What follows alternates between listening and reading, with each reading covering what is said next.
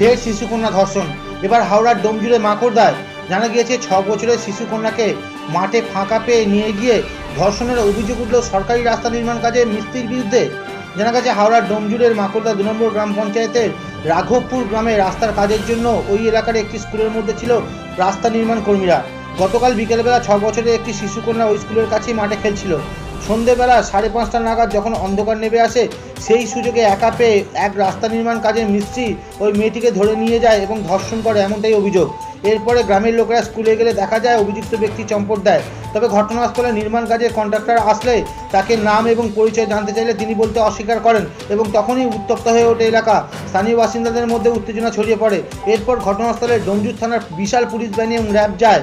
তারা পরিস্থিতি নিয়ন্ত্রণে আনেন। তবে পুরো বিষয়টি তদন্ত শুরু করেছে পুলিশ এবং ওই নাবালিকা কন্যাকে স্বাস্থ্য পরীক্ষার জন্য নিয়ে যাওয়া হয় হাসপাতালে। তবে অভিযুক্ত এখনও পলাতক এবং বাকি কর্মীদের জিজ্ঞাসাবাদ করছে ডোমজুর থানার পুলিশ।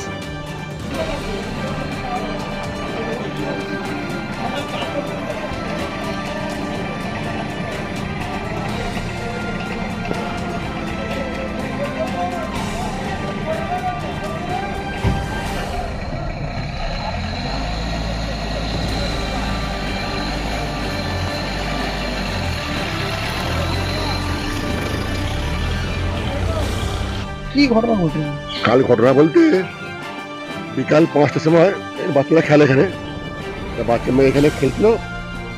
রাস্তায় লোকে যে কাজ করে লোকগুলো এই স্কুলে থাকে, ওর মধ্যে একটা ছেলে গাড়ি ড্রাইভার, ও নেশা করে মেয়েটাকে এখান থেকে তুলে নিয়ে গিয়ে পাশে একটা ঘরে গিয়ে রেপ করেছে। 6 বছরের মেয়ে, আমারই ভাইপোর মেয়ে, এটা অন্যের বাড়ি।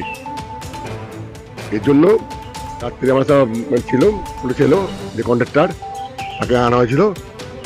সে বলতে আমি খুঁজে পাইনি ওকে। পুলিশকে বলা হলো আপনি খুঁজুন, ওকে আনুন, ধরে আনুন।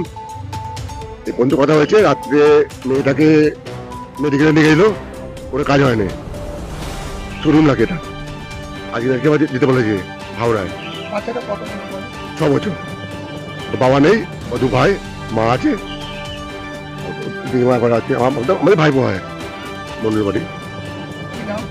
মেয়েটার নাম হচ্ছে নায়রা মন্ডল। নায়রা মন্ডল। এই ঘটনায় এবার আমরা তদন্ত করতে যাই, যেন শাস্তি হয়, ওকে ধরে আনা হয়, এটা আমার চাই। নাহলে আমরা আরো উঁচু পোস্টে যাবো আমরা, গিয়ে যা করা আমরা করবো। আমার নাম হেমন্ত মন্ডল, আমাদের বাড়ির ছেলে মেয়ে আর কি। ওর বাবা ভাইপো। বাবার নাম হচ্ছে সুরজিৎ মন্ডল। ও কদিন আগে, 1 বছর আগে আত্মহত্যা করেছিল। এটাই ঘটনা।